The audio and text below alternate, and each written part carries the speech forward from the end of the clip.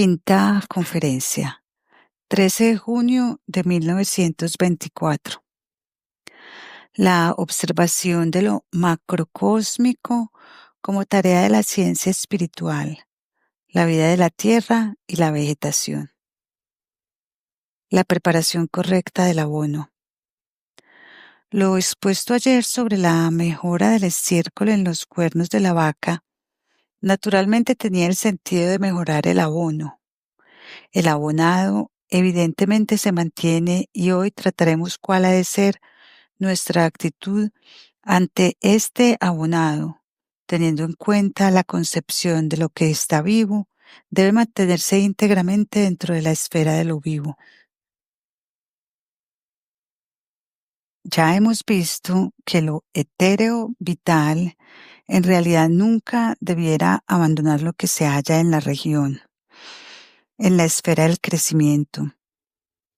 Por ello, hemos dado tanta importancia al hecho de reconocer que el suelo del cual surge la planta que rodea sus raíces es una especie de continuación del crecimiento dentro de la tierra. Lo vegetal vital en la tierra misma, o sea, algo vivo.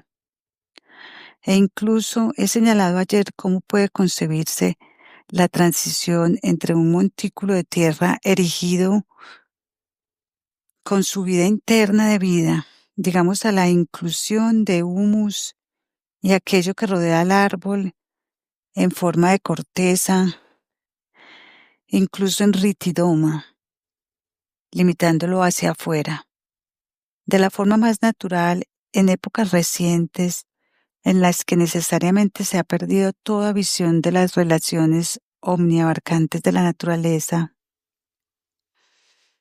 También se ha perdido totalmente el conocimiento de cómo esta vida común al crecimiento vegetal y terrestre se continúa luego en los desechos de la vida que tenemos en el abono y de cómo obran las fuerzas de esta vida omniabarcante.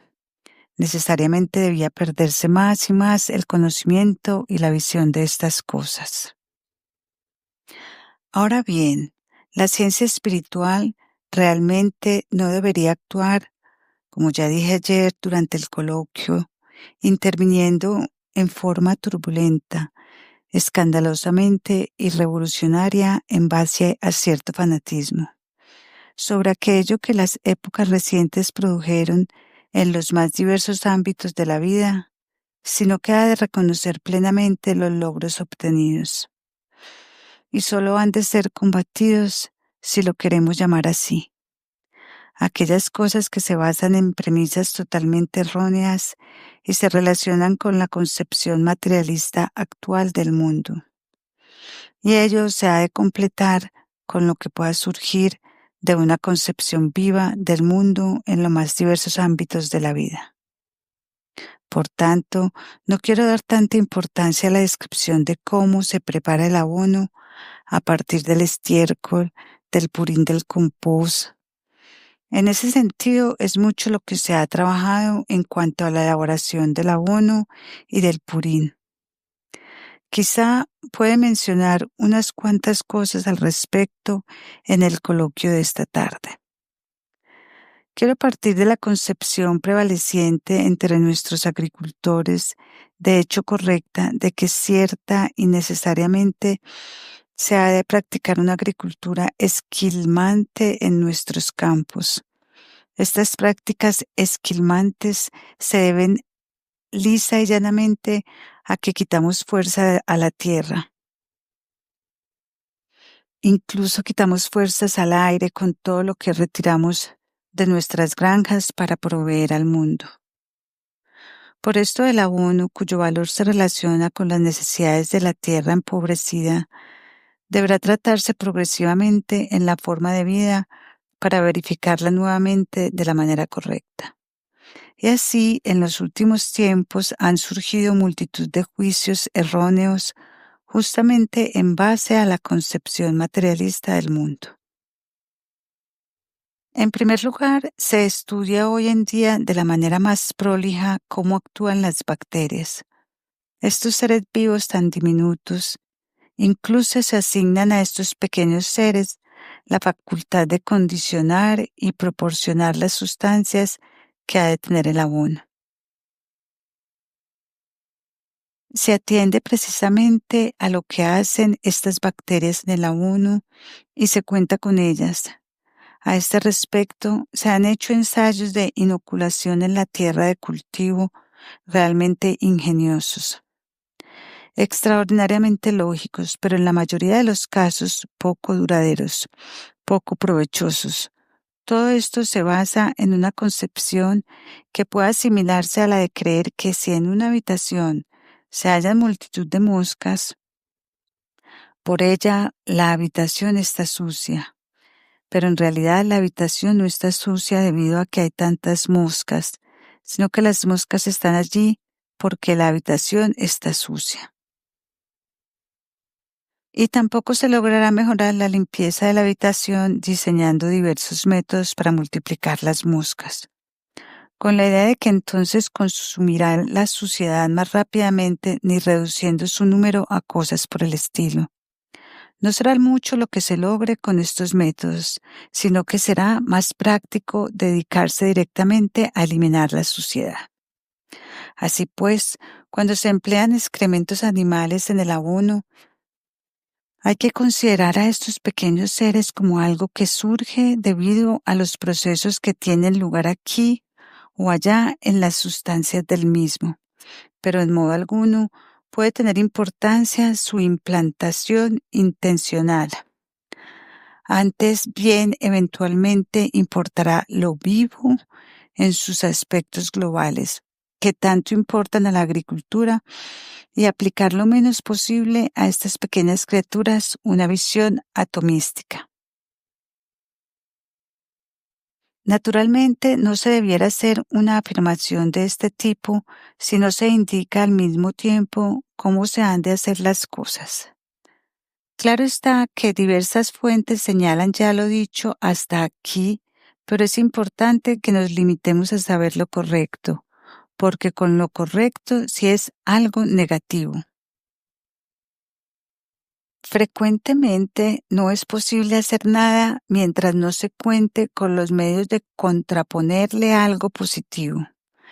En todos los casos en que no se pueda hacer propuestas constructivas, es recomendable no señalar lo negativo, porque con ello solo se acaban irritando a la gente.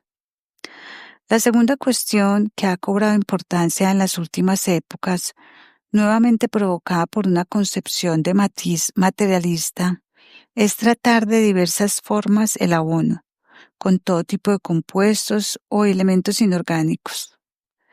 Por la experiencia se llega al convencimiento de que eso tampoco tiene un valor duradero. Es preciso tener claro que si se pretende mejorar, ennoblecer el abono, incrementando su carácter mineral, solo se vivifica lo líquido, el agua, mientras que para obtener un cultivo vegetal de la debida nobleza es preciso vivificar y organizar no solo lo acuoso, porque el agua que va filtrándose a través del suelo no surge ninguna vivificación ulterior. Es necesario vivificar la tierra directamente y esto no se logra acentuando lo mineral, lo inorgánico, sino solo si se trabaja con lo orgánico, a lo cual se le ha de permitir que ejerza una acción vivificante, estructurante sobre la tierra misma. Todo gusto justo el conferir a la masa del abono o del puril el mencionado estímulo. Se puede estimular cualquier masa que responda a ese fin siempre que esté dentro de lo vivo. Es el objetivo de las sugerencias que la ciencia espiritual puede adelantar para la agricultura. La ciencia espiritual intenta completar el obrar omniabarcante de lo vivo y dejar de lado la observación de lo diminuto, de las deducciones que se desprenden de la observación, porque ello no es de primera importancia. La observación de lo macrocósmico, de los vastos ámbitos del obrar de la naturaleza, es tarea de la ciencia espiritual. Para ello, claro está, es necesario que nuestra visión penetre en este obrar de la naturaleza. Hay una frase que encontrará hoy en toda la bibliografía agrícola en las más diversas formas. Surge de las experiencias que se creen tener y reza aproximadamente como sigue: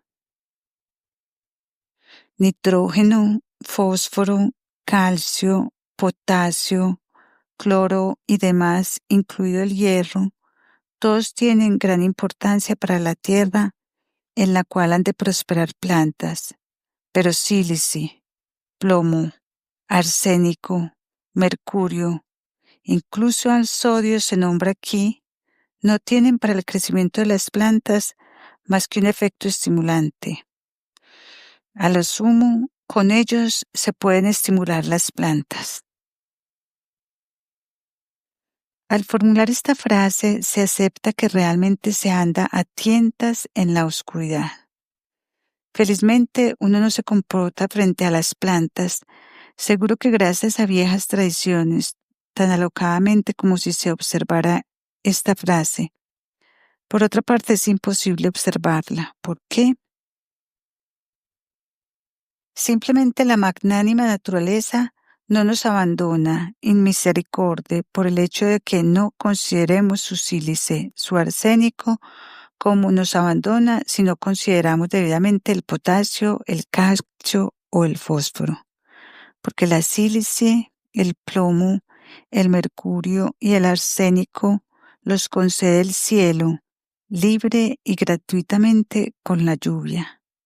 Para tener en la tierra fósforo, potasio y calcio en la forma debido, es preciso trabajar la tierra, es preciso abonar de un modo correcto. Eso no lo otorga el cielo gratuitamente, pero aún así se puede empobrecer a la tierra a través de un uso continuado. De hecho, uno la empobrece continuamente, por eso hay que abonarla. Y poco a poco, la compensación del abonado puede llegar a ser insuficiente, como es el caso de muchas fincas. Entonces las prácticas son esquilmantes. Se permite que la tierra se empobrezca progresivamente. Es preciso velar para que el proceso natural pueda tener lugar en forma enteramente correcta. Los llamados efectos estimulantes son, en realidad, efectos de la mayor importancia. En sutilísima dosificación, se hallan en torno a la Tierra todas justamente aquellas sustancias que se consideran innecesarias. Y las plantas las requieren con tanta necesidad como aquello que les suministra la Tierra. Las plantas toman de la periferia cósmica mercurio, arsénico, sílice, todos absorbidos a partir de la Tierra, después de que han sido irradiados al interior de la misma. Nosotros los hombres podríamos sin duda impedir totalmente que la Tierra reciba en su interior, en la forma de vida e irradiado desde la periferia cósmica, aquello que las plantas necesitan. Continuando con la fertilización irracional, podríamos impedir paulatinamente a la Tierra que absorba lo que obra como sílice, plomo, mercurio, en finísima dosificación homeopática proveniente de la periferia cósmica. Esto debe ser incorporado al crecimiento vegetal para que la planta siempre pueda obtener a través de la tierra lo que necesita, pues la planta construye un cuerpo en la configuración que da el carbono con ayuda de lo que proviene de la periferia cósmica en sutilísima dosificación. Por eso tenemos que tratar a fondo nuestro abono, no solo en la forma que he explicado ayer, sino con otras cosas aún. Y no solamente es importante adicionarle las sustancias que creemos debería contener para que la transmita al interior de la planta, también es importante que le adicionemos fuerzas vivas, porque para las plantas son mucho más importantes las fuerzas vivas que las fuerzas sustanciales, las meras sustancias.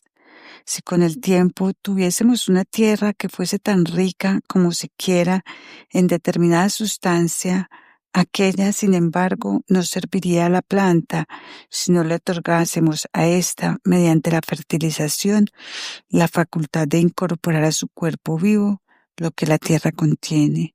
De eso se trata. No se sabe cuán capaces son las cantidades infinitesimales de producir efectos extraordinariamente intensos sobre lo vivo. Pero pienso que a partir de las investigaciones de la doctora Colisco relativas a los efectos de las cantidades infinitesimales de las sustancias que han sentado en forma tan brillante sobre una base científica sólida lo que hasta ahora era titubeos y tanteos en la homeopatía. A partir de ellas, digo, bien puede considerarse científico el que las fuerzas irradiantes que se requieren en el mundo orgánico se liberen mediante un tratamiento adecuado en el que se emplean cantidades mínimas infinitesimales. Al abonar, no nos costará mucho aplicar cantidades mínimas de este modo. Ya hemos visto que aplicando la preparación de los cuernos, ya sea antes o después del abonado, le conferimos al abono los efectos y fuerzas que necesita, aplicando al margen de esta fertilización homeopática del modo correcto para incrementar su efectividad. Pero se ha de intentar también conferirle al abono de las más diversas formas la vida y la conciencia debidas para que por sí mismo retenga tanto nitrógeno y otras sustancias como necesita para cargarse de vida, que luego lo faculten a su vez para conferir a la tierra la vida correspondiente. En este sentido, quisiera exponer hoy de modo más bien orientativo lo que justamente va en esta dirección, el otorgar al abono, aun en dosis mínimas, además de lo agregado proveniente de los cuernos, aquello que lo vivifique, de tal modo que a su vez pueda transferir esa vitalidad al suelo del cual brotan las plantas. Ahora voy a nombrar diversas cosas, pero quiero señalar expresamente que en el caso de que en una u otra región algo sea difícil de obtener, podrá ser reemplazado.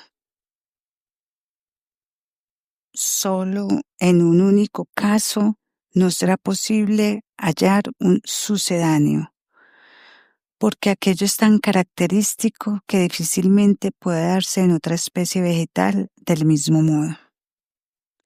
Para comenzar, habrá que observar, según lo explicado, que lo que importa del mundo para lo orgánico, carbono, hidrógeno, nitrógeno, azufre, se combine de la manera correcta con otras sustancias dentro de lo orgánico y en especial con las sales de potasio.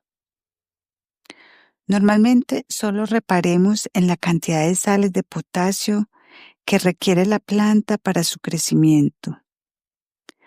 Claro está que se saben diversas cosas al respecto.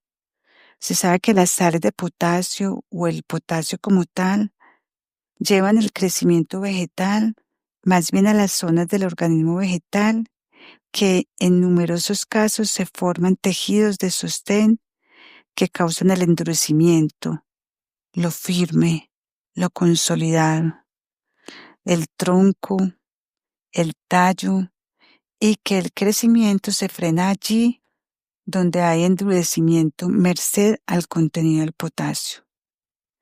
Pero se trata de acondicionar ese contenido de potasio en el juego establecido entre tierra y planta, de modo que se comporte correctamente en el proceso orgánico frente a lo que constituye propiamente el cuerpo, lo proteico de la planta. Lograremos algo en este sentido sobre esto haciendo lo siguiente. Se toma Milenrama, Aquilea millefolium, una planta fácil de obtener. Si no se la pudiese obtener en alguna zona, también puede usarse seca. Esta Milenrama es una creación maravillosa. En realidad lo es toda planta, pero si examinamos cualquier otra planta Realmente nos llenará el corazón observar cuán maravillosa es esta Milenrama. Es una obra de arte especialmente maravillosa. Contiene aquello que, como les dije, usa siempre el espíritu para humedecerse los dedos. Cuando quiere transportar las diversas cosas, carbono, nitrógeno y demás, a sus respectivos sitios orgánicos. Esta Milenrama se presenta en la naturaleza de modo tal que parece como si algún creador de plantas se hubiese servido de ella como modelo, en cuanto al modo de establecer la relación correcta entre el azufre y las restantes sustancias vegetales. Se podrá decir que en ninguna otra planta logran los espíritus de la naturaleza una perfección tan consumada en el manejo de azufre como sucede en la Milenrama. Y si se está familiarizando con el efecto de la Milenrama en el organismo animal y humano, si se sabe que la Milenrama es capaz de remediar todo lo que se deriva de una debilidad del cuerpo astral, siempre que se lo transponga correctamente a lo biológico, se la puede seguir en su carácter peculiar en todo el proceso natural del crecimiento vegetal. Ya de que sí es sumamente beneficiosa cuando crecen en algún lugar, en estado silvestre, en los bordes de los campos o caminos donde se practica el cultivo cereal, de patatas u otro cultivo cualquiera. En modo alguno se debiera exterminar la Milenrama. Naturalmente, habrá que cuidar de que no se instale donde resulte molesta. En realidad, jamás resulta dañina, aunque puede resultar molesta.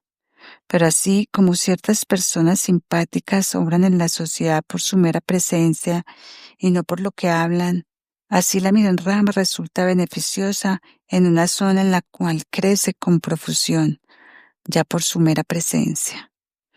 Con la Milenrama se puede hacer lo siguiente: se toma de ella lo mismo que se usa con fines medicinales, las inflorescencias de arriba.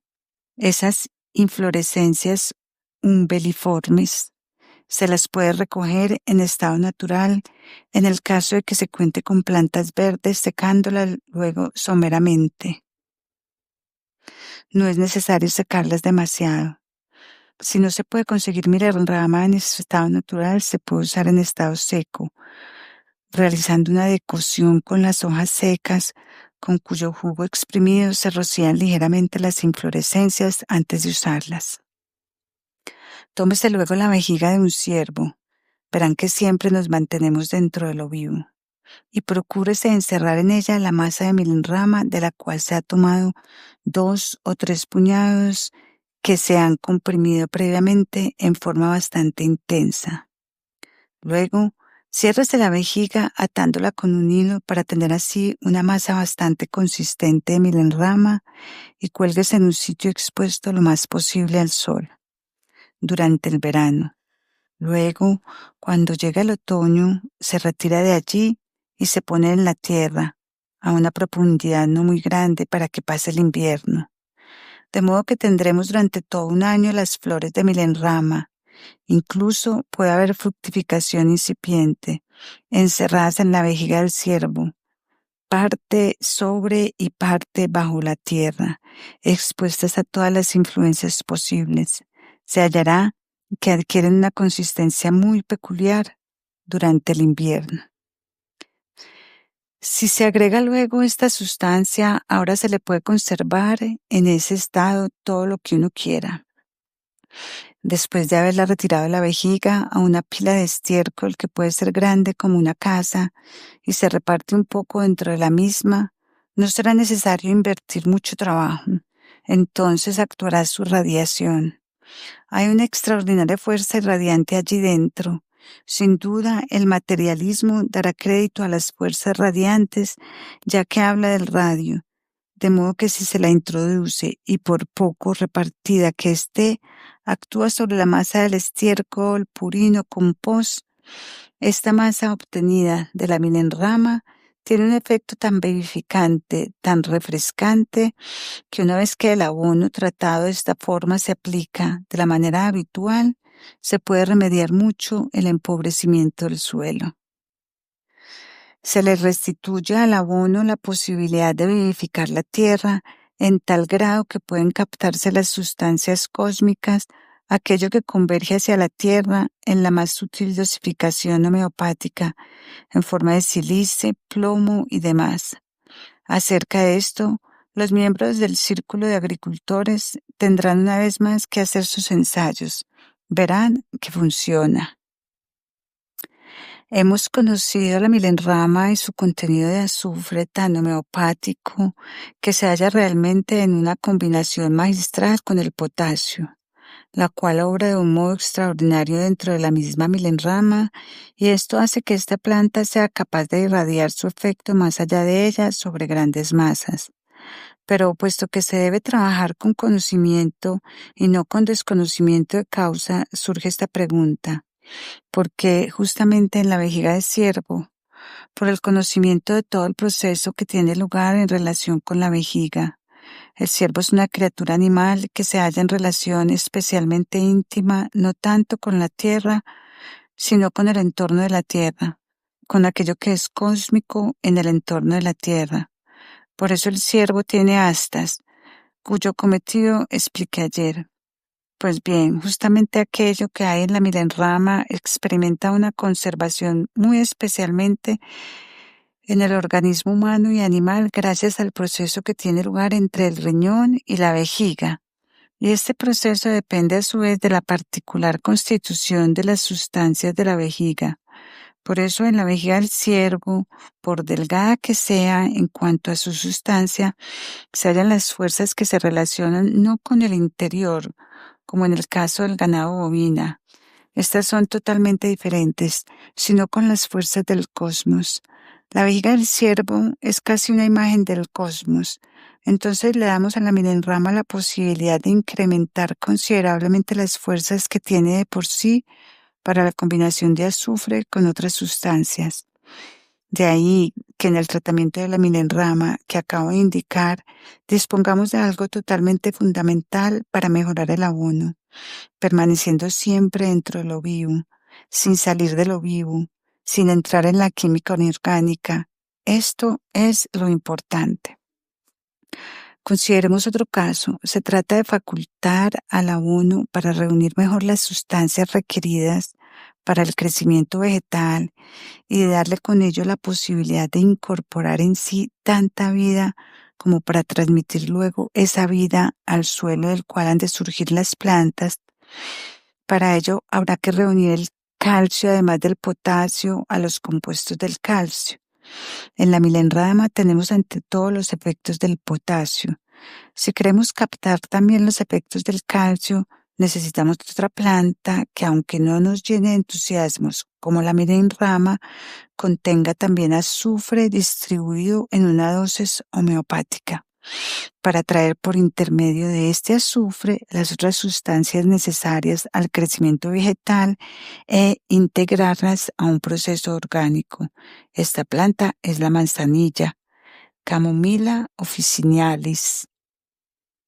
No se debiera decir solamente que la manzanilla se distingue porque contiene grandes cantidades de potasio y de calcio, sino que la milenrama desarrolla su potencia del azufre más que nada en el proceso de formación potásico.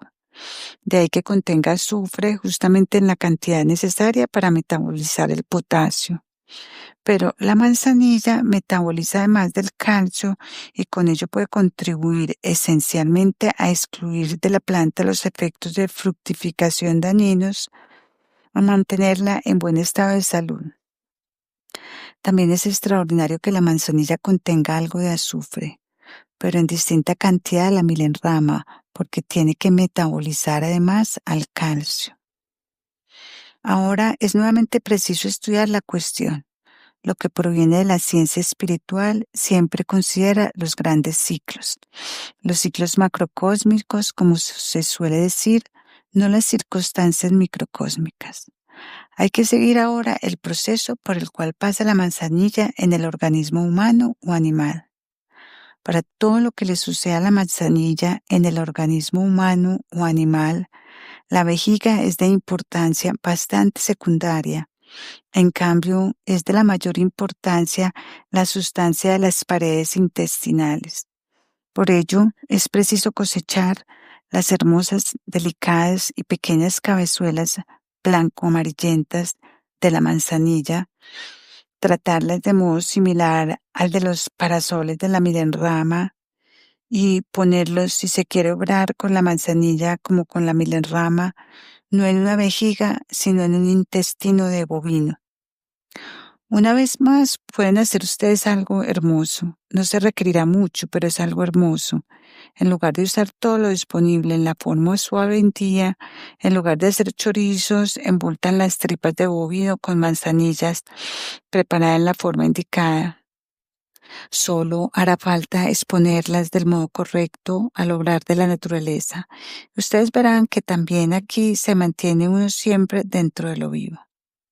Ubicar estos preciosos embutidos realmente preciosos durante todo el invierno a una profundidad no excesiva, en un suelo preferentemente rico en humus, ya que se trata de que obre en ellos la vida emparentada lo más posible con la tierra.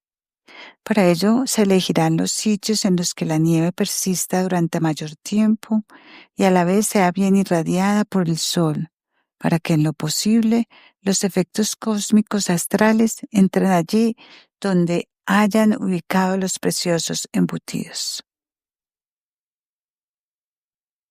Luego se los retira en la primavera, se los guarda del mismo modo que la milenrama e igualmente se los agrega al abono.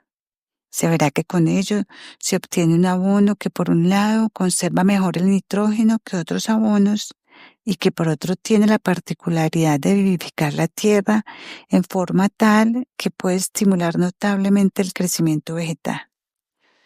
Cuando se abona de esta forma se obtendrán sobre todo plantas más sanas, plantas realmente más sanas que cuando no se hace así. Todo esto parece hoy día una locura, ¿no es cierto? Bien lo sé, pero piensen un poco en todo lo que pareció una locura a la gente de un tiempo a esta parte y que después de algunos años se convirtió en realidad cotidiana. Tendrían que haber leído los diarios suizos con todas las delicadeces que dieron al que propuso construir ferrocarriles de montañas. Pero al cabo de poco tiempo, los ferrocarriles de montaña estaban allí, y hoy a nadie se le ocurre que haya sido un tonto quien los concibió. Así pues, se trata de dejar de lado los prejuicios. Como ya dije, si estas dos plantas fuesen difíciles de obtener en una u otra parte, se las podría reemplazar por otra cosa, aunque esto no sería tan bueno. Pero la planta también puede ser empleada en estado seco. En cambio, será difícil de reemplazar en su efecto favorable sobre nuestra masa de abono una planta que frecuentemente no se quiere. No se la quiere en el sentido de que a uno le gusta acariciar algunas de las cosas que aprecia, pero esta planta no se le acaricia con gusto. Es la ortiga, Urtica dioica. En realidad, es la mayor benefactora del crecimiento vegetal y difícilmente se puede reemplazar por otro. Será preciso, por tanto, reemplazarla por la planta seca en las zonas en las que no se puede obtener. Pero la ortiga es realmente cosmopolita y es enorme todo lo que sabe hacer.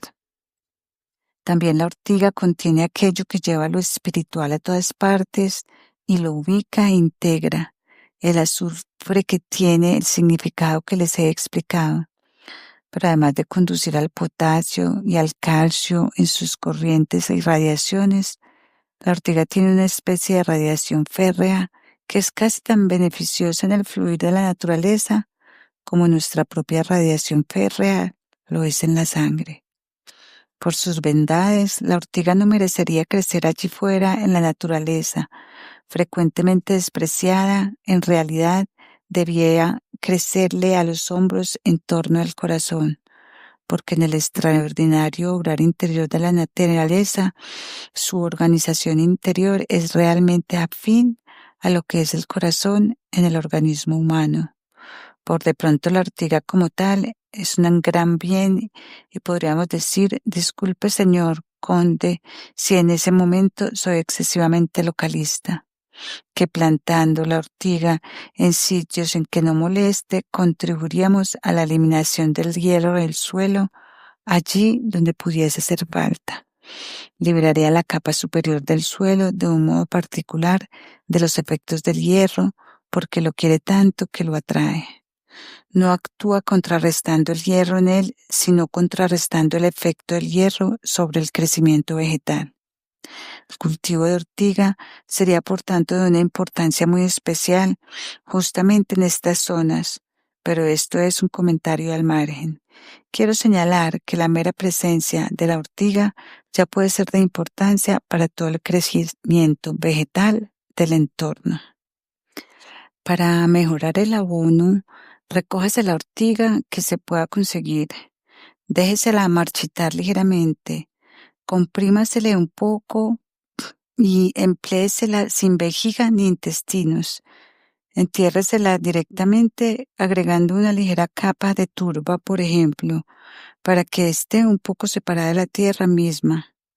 Entiérrese todo esto directamente, pero recordando bien el sitio para no sacar solo tierra posteriormente.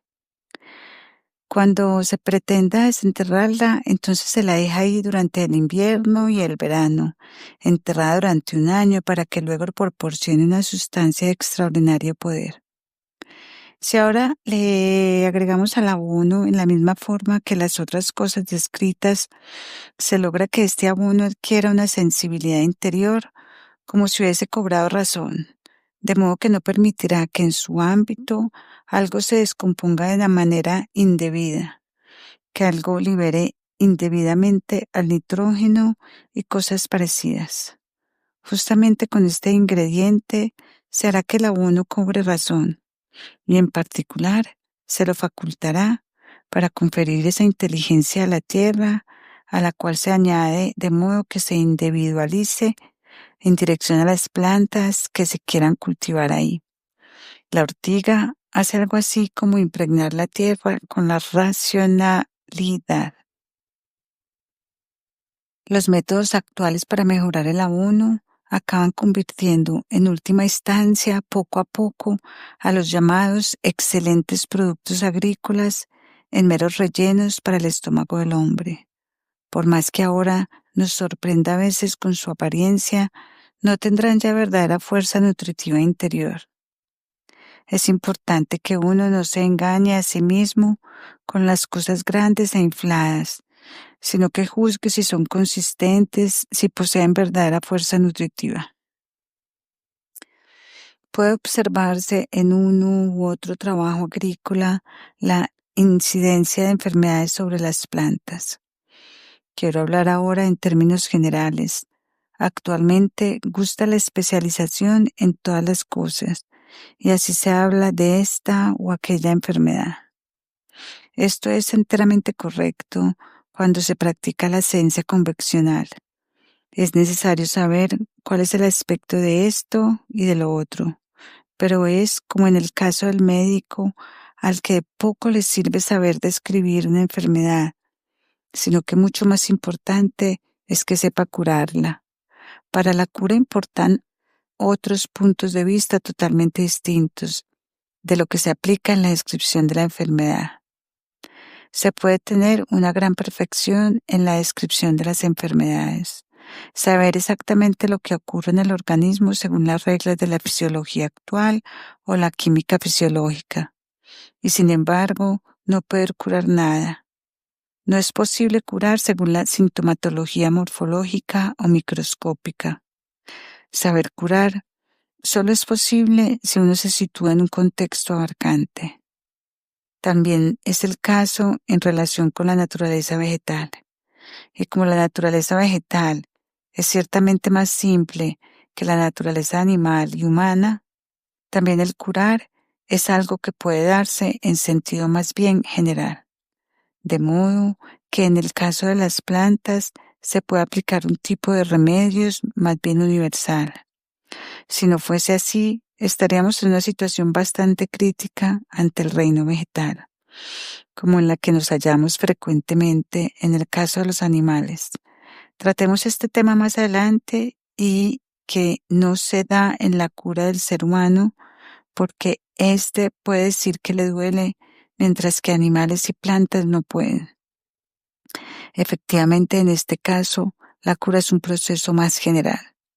Pues bien, no todas, pero sí una gran cantidad de enfermedades vegetales pueden ser realmente eliminadas en cuanto se las advierta con un manejo racional del abono, concretamente del siguiente modo. Es preciso agregar calcio al suelo mediante el abono, pero no servirá de nada que se agregara calcio al suelo solayándolo vivo, sino que el calcio, para que tenga un efecto curativo, deberá permanecer dentro del ámbito de lo vivo, no deberá caer fuera de lo vivo. No podrán hacer nada con la cal común o cosa parecida. Pues bien, tenemos una planta que contiene calcio en abundancia, el 77% de las cenizas del material. En una condensación muy dispersa. Esta planta es el roble, particularmente su corteza es una especie de producto intermedio entre lo vegetal y lo térreo vivo, exactamente en el sentido en que les he explicado el parentesco entre lo térreo vivificado y la corteza, en relación con lo que esperamos obtener del calcio. Aquello que se halla como estructura calcárea en la corteza del roble resulta ser absolutamente ideal. El calcio tiene entonces, cuando se halla aún en estado vivificado, no muerto, aunque muerto también obre, lo que he explicado. Establece el orden cuando el cuerpo etéreo obra tan intensamente que lo astral no puede acceder al orgánico. Mata, inactiva, atenúa el cuerpo etéreo y con ello libera los efectos del cuerpo astral. Esto sucede con todo tipo de cal, pero si queremos que algo etéreo, demasiado prolífico, se contraiga hermosamente, de modo que esa contracción sea realmente algo muy regular, que no provoque traumas en lo orgánico, entonces tenemos que emplear el calcio justamente en el estado en que lo hallamos, en la corteza del roble. Recogemos pues la corteza del roble que podamos obtener. No necesitamos mucha cantidad, no más de la que pueda conseguirse fácilmente. La picamos un poco a fin de hacerla migas, una estructura granular. Luego tomamos un cráneo, una caja craneana, casi indistinto el tipo del cual provenga, de uno de nuestros animales domésticos muertos. Introducimos en él la corteza picada, la encerramos nuevamente con materia ósea en lo posible, o esto lo enterramos a una profundidad no excesiva, no sin antes haberlo tapado con un poco de turba. Luego, acercando algún tipo de canaleta, procuramos conducir la mayor cantidad posible de agua de lluvia hasta ese lugar.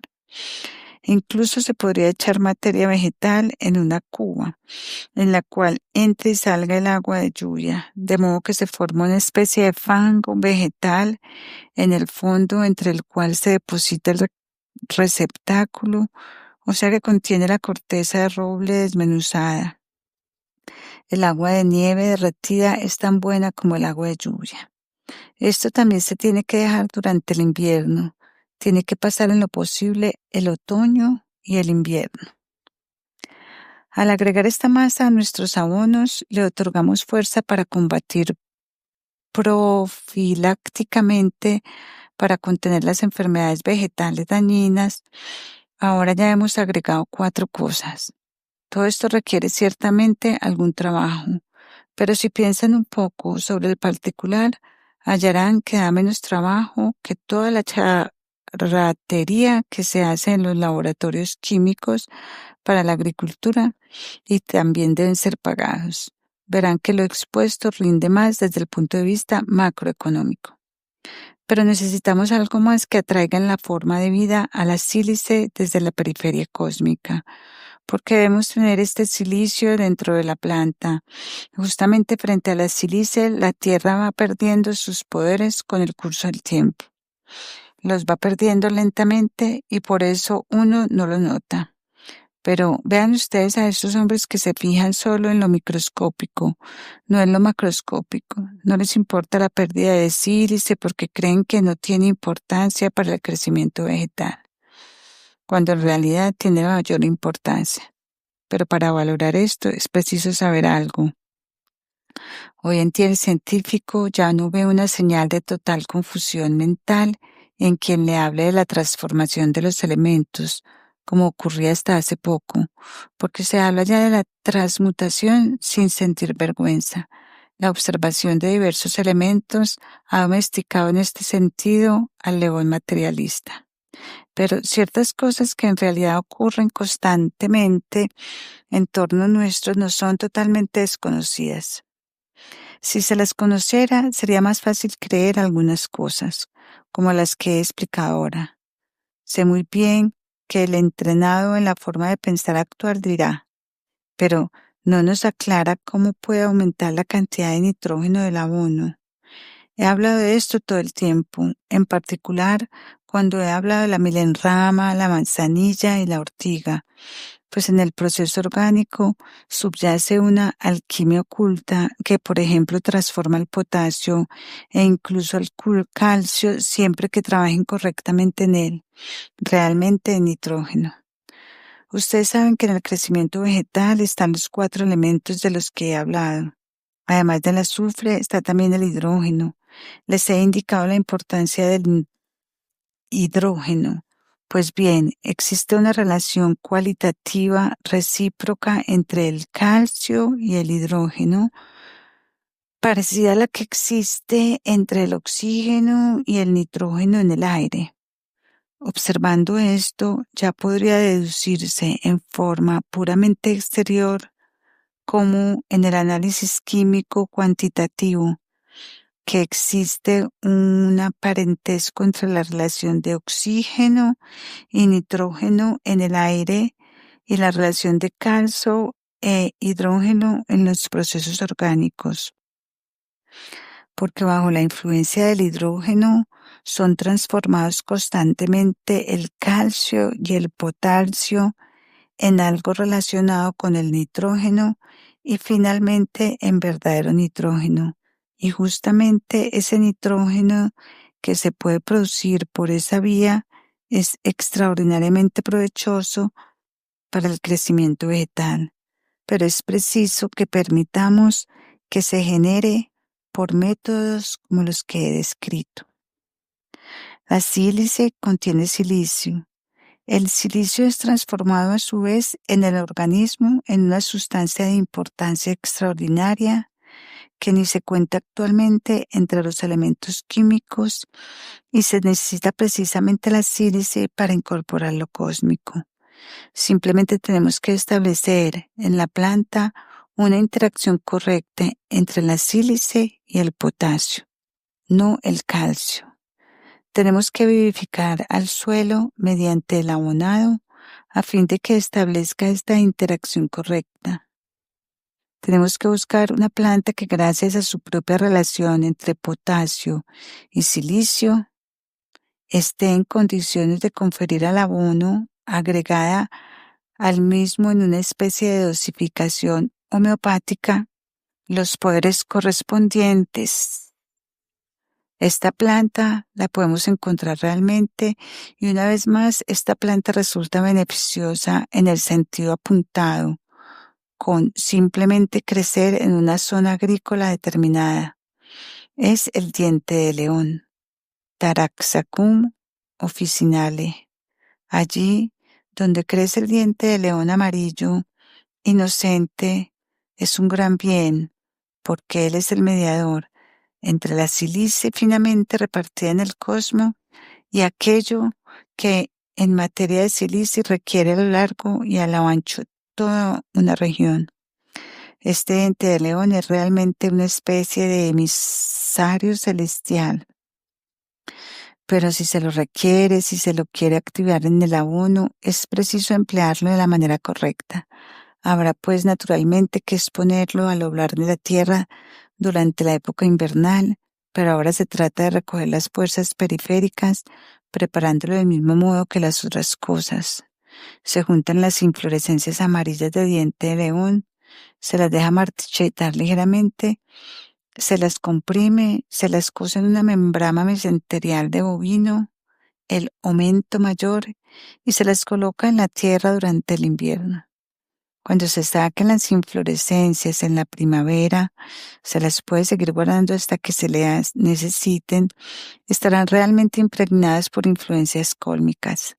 Tal sustancia puede añadirse a la bona en forma similar a lo anterior y le otorgará a la Tierra la facultad de atraer de la atmósfera y del cosmos la cantidad de silicio justamente necesaria para las plantas, a fin de que se tornen sensibles ante todo lo que obra en derredor y atraigan luego por sí solas lo que necesitan. Porque las plantas, para que puedan crecer, necesitan tener una especie de sensibilidad. Así como yo puedo pasar como ser humano ante un tipo obtuso y él no advertir mi presencia, así también todo lo que hay en la tierra y sobre ella puede pasar de largo ante una planta obtusa. Ella no lo percibe y tampoco lo puede poner al servicio de su crecimiento. Pero si la planta es compenetrada, vivificada de esta forma, de la forma más sutil, por el ácido silícico, entonces se torna sensitiva frente a todas las cosas y todo lo atrae. Pero es muy fácil condicionar a la planta para que solo use un entorno muy limitado de la tierra para atraer lo que necesita. Esto naturalmente no es bueno si se trabaja la tierra de la forma que acabo de escribir. Entonces la planta se apresta para atraer las cosas desde una periferia muy vasta. A la planta le puede venir bien no solo lo que hay en la tierra en que está cultivada, sino también lo que está en la tierra de la pradera próxima en el caso de que lo necesite o del bosque vecino, siempre que se haya sensibilizado interiormente. Y así podemos promover una interacción en la naturaleza, otorgándole a la planta fuerza que tienda hacia ella por medio del diente de león. Pienso que es así como se debiera tratar de producir los habanos, agregándoles en la forma indicada estos 5 ingredientes o sus sucedáneos. Un abono deberá ser tratado en el futuro con milenrama, manzanilla, ortiga, corteza de roble y diente de león en lugar de ser tratado con la cacharrería química. Un abono de este tipo contendrá buena parte de lo que en realidad se necesita. Si antes de usar el abono así tratado se animara uno todavía a exprimir las flores de valeriana oficinales, diluyera luego abundantemente ese extracto. Esto se puede hacer en cualquier momento y conservarlo luego, sobre todo si se ha empleado agua tibia para hacer la dilución. Puede provocar en el abono la estimulación necesaria para que se comporte correctamente ante la sustancia del fósforo. Cuando se le agrega en forma finalmente repartida ese jugo diluido de la flor de valeriana, entonces se obtendrá, mediante estos 6 ingredientes, un abono excelente, sea purín, estiércol con cama o compost. Sesión de preguntas y respuestas. 13 de junio de 1924. Cuidado general del abono. Detalles acerca de los preparados para el abono. Incorporación de alimento de la atmósfera. Pregunta. En el caso de la vejiga de ciervo, ¿se trata de macho? Me refiero al macho. Se ha referido a la ortiga anual o perenne. Urtica dioica, perenne o mayor. ¿Es correcto techar el estercolero en zonas en que llueve mucho? El estiércol debiera soportar las cantidades de lluvia habituales. Así como no le favorece aislarlo de la lluvia totalmente, también le perjudica ser lavado totalmente por el agua de lluvia. No se puede generalizar totalmente, pero en general el agua de lluvia beneficia al estiércol. No debiera tenerse cubierto el estiercolero a fin de que no se formen aguas de estiércol. En realidad, el agua de lluvia es en cierto sentido necesaria para el estiércol. Una pregunta puede ser si sería conveniente interceptar la lluvia cubriéndolo con turba. Eliminar la lluvia totalmente mediante un techado no tendría sentido. Seguramente el estiércol empeoraría con eso. Si el abono indicado mejora tanto el crecimiento vegetal, se benefician tanto las plantas cultivadas como las malas hierbas, es necesario eliminar las malas hierbas con métodos especiales. En un principio, la pregunta está muy justificada. Quiero hablar de la llamada lucha contra las malas hierbas en los próximos días. Para empezar, lo que he dicho será de provecho para el crecimiento vegetal en general, y según ello no se eliminarán las malas hierbas, pero la planta resultará mucho más resistente a las plagas y enfermedades que la atacan. La cuestión es así. Frente a lo que sobreviene en el reino vegetal en materia de parásitos, contamos con recursos para su control. La lucha contra las malas hierbas no es algo que se relacione con los principios que hemos tratado hasta ahora. La mala hierba también participa, por cierto, en el crecimiento vegetal general. De esto hablaré más adelante.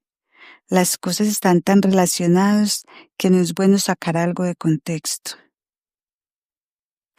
¿Qué hay del procedimiento del capitán Krantz, según el cual también se puede hacer inodoro el estiércol mediante el propio calor producido por un apilamiento en sucesivas capas flotantes dispuestas? Con toda intención me abstuve de hablar de cosas que hoy ya se aplican de un modo racional. Quise indicar lo que puede provenir de la ciencia espiritual para la mejora de cualquiera de estos métodos. El procedimiento que usted indica tiene seguramente muchas ventajas, pero creo que es bastante nuevo. No está muy experimentado y cabe esperar que pertenezca al tipo de procedimiento que encandelilla al principio y que con el tiempo no resulta ser tan prácticos como uno supone realmente. Cuando la tierra tiene aún su cultivo tradicional, al principio todo la estimula en cierta manera, pero si se aplica la cosa durante más tiempo, ocurre como con los medicamentos cuando entran en un organismo por primera vez. Sucede que los medicamentos más inverosímiles ayudan la primera vez. Luego, ese efecto terapéutico cesa.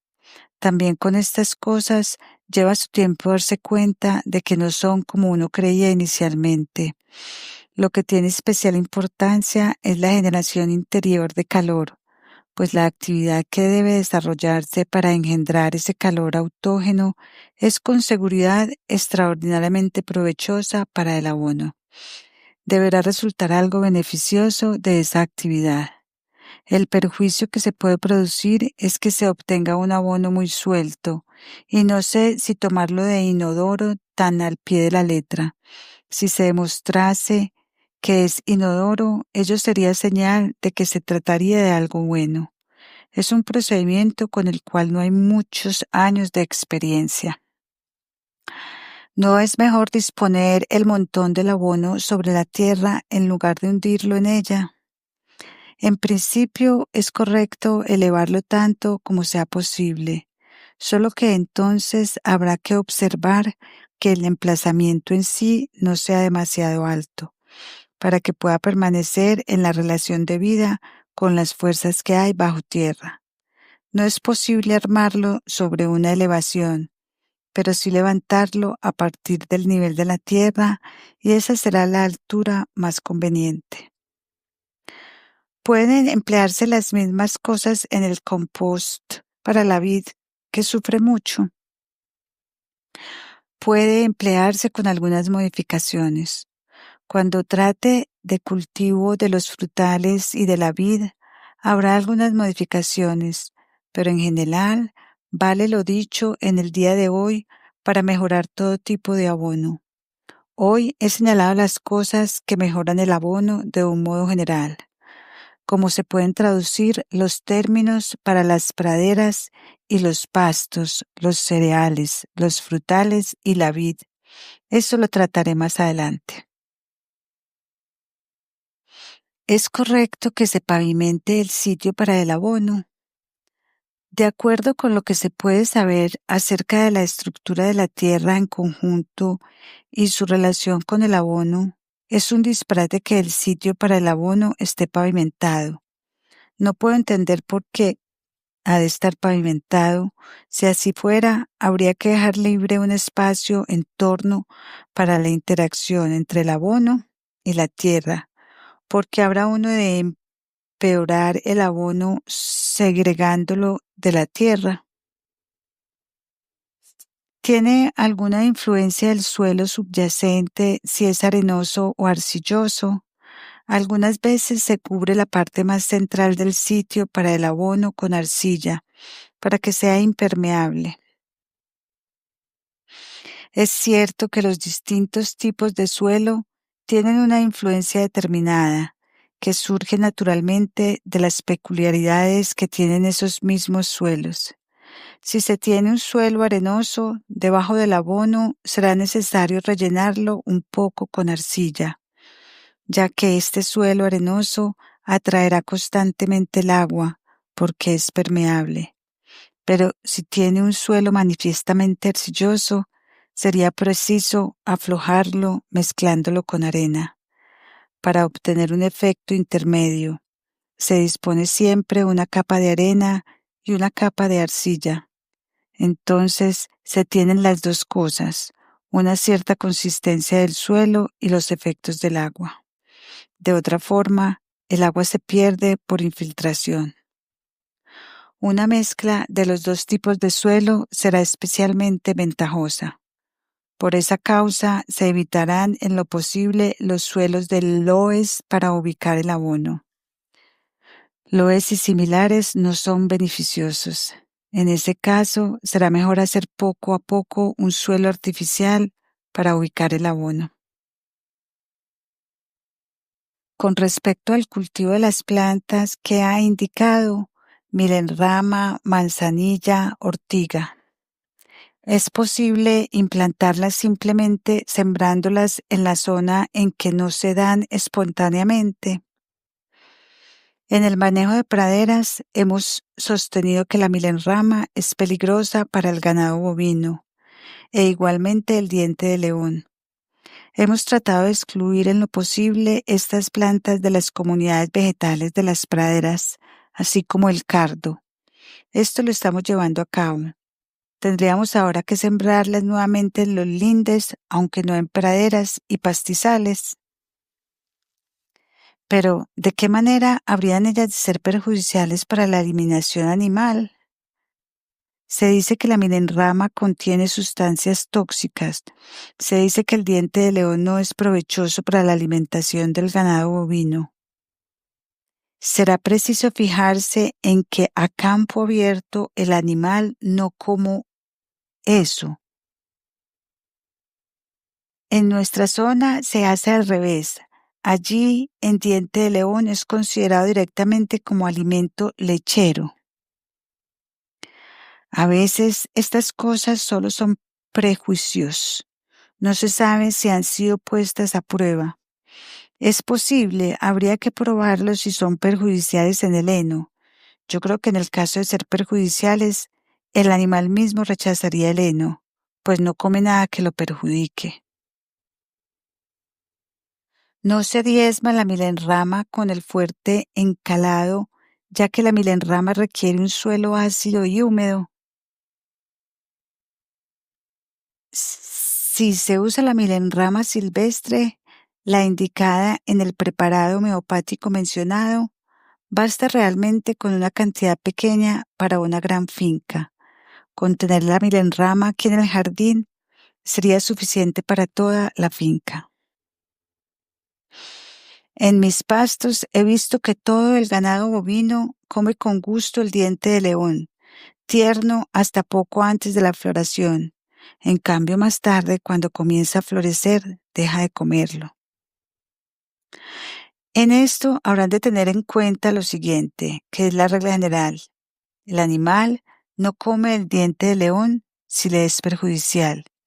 Tiene un instinto alimenticio extraordinariamente bueno, pero deberán tener en cuenta también que cuando queremos favorecer algo basado en cierto proceso, casi siempre empleamos algo que no empleamos comúnmente como tal.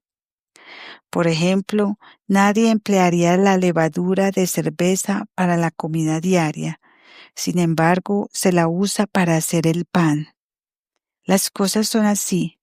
Si aquello que eventualmente puede tener un efecto tóxico se ingiere en dosis elevadas, en otras circunstancias actuará del modo más benéfico. Los medicamentos son tóxicos la mayoría de las veces. Se ve entonces que el proceso es lo verdaderamente decisivo, no la sustancia. Creo, pues, que razonablemente se puede dejar de lado los reparos en el sentido de que el diente de león pueda perjudicar a los animales.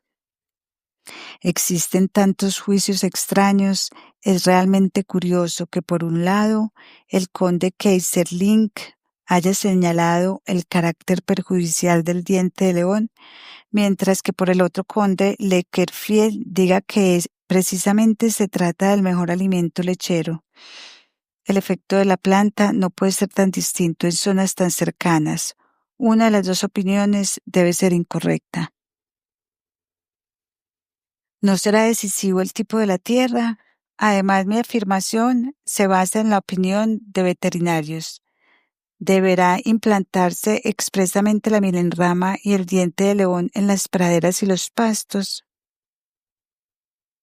Alcanza con una superficie muy pequeña.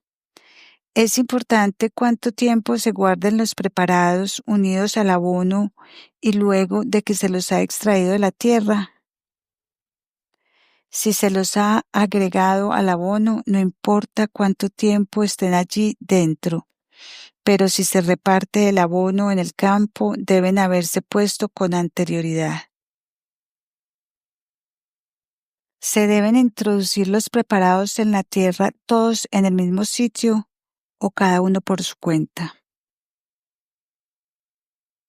Es de cierta importancia que mientras tiene lugar esta interacción, un preparado no moleste al otro, de modo que si los debería enterrar en ciertas distancias entre sí.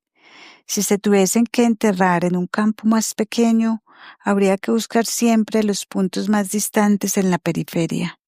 En una hacienda grande se puede disponer las distancias como uno quiera.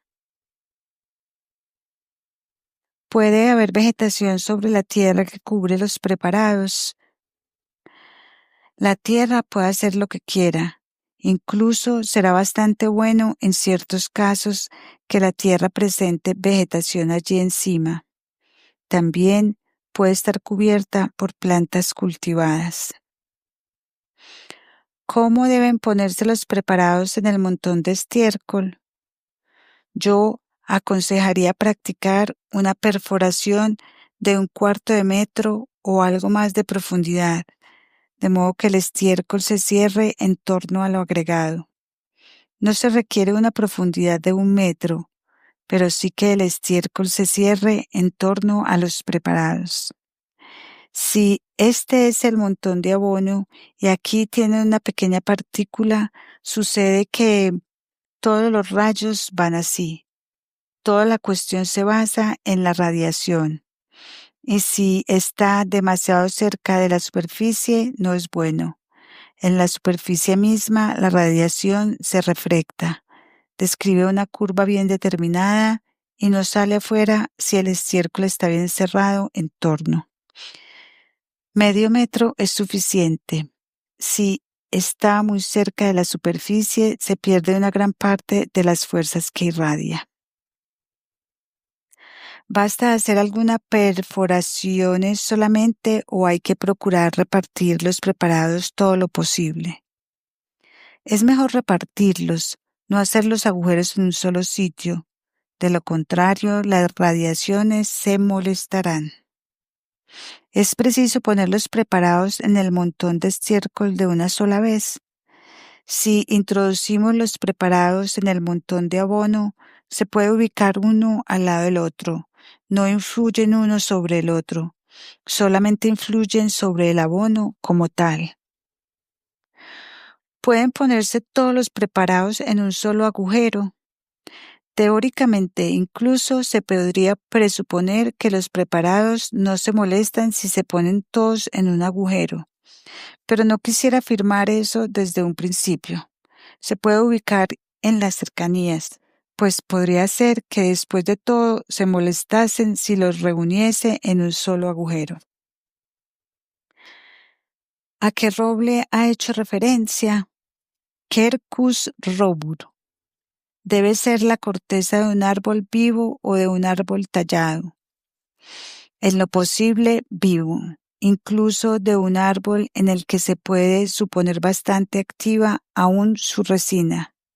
Se trata de la corteza íntegra, solo de la superficie, la capa exterior de la corteza que se desmenuza cuando uno la arranca.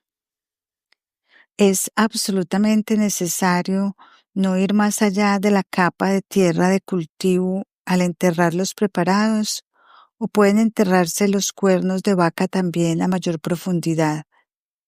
Es mejor dejarlos en la capa de tierra de cultivo.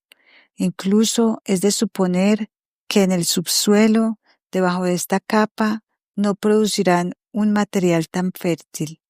Naturalmente, podría considerarse que el estrato más profundo es el mejor. El lugar con papa, la humífera de mayor espesor, sería el mejor, pero debajo de la capa humífera no se obtendrá efecto favorable alguno. En la capa de cultivo lo que se ponga estará siempre expuesto a las heladas. ¿Es eso perjudicial?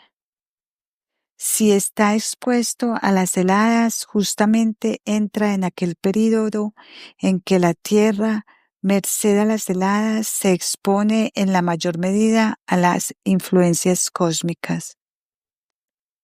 ¿Cómo se muelen el cuarzo y la silicie en un pequeño molino o en un mortero? Lo mejor es hacerlo en un mortero con una mano de hierro y moler hasta obtener una textura farinácea muy fina. El cuarzo será necesario molerlo de esta forma lo más posible.